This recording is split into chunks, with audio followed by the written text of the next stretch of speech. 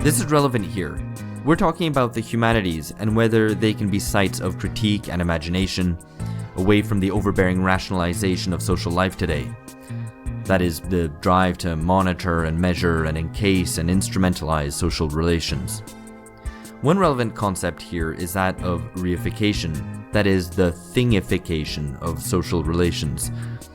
We can think about this in relation to depression, as we discussed in part 2, for example, of how diagnostic categories of mental illness come to be seen as real, or in relation to Silicon Valley ideology, such that spirituality or wellness or care can be siphoned off into manageable chunks that make you more productive.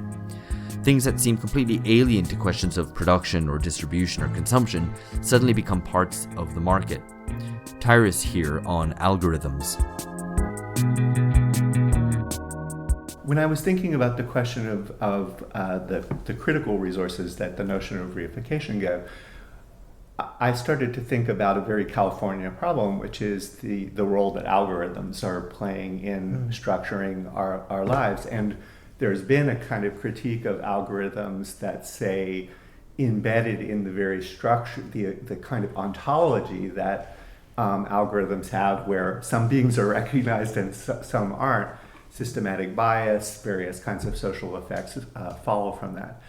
I don't think that you get, yes, you can have a refined informatics and you can have a refined computer science that is attuned to some of those kinds of questions, but I don't think that you have a systematic framework for thinking about that kind of problem without the resources of the humanities, including the idea that this is a part of a long tradition and a long chain of transformations of processes of reification that Lukacs developed. So that's the critique side. And this is a long-winded kind of answer about the question of the humanities.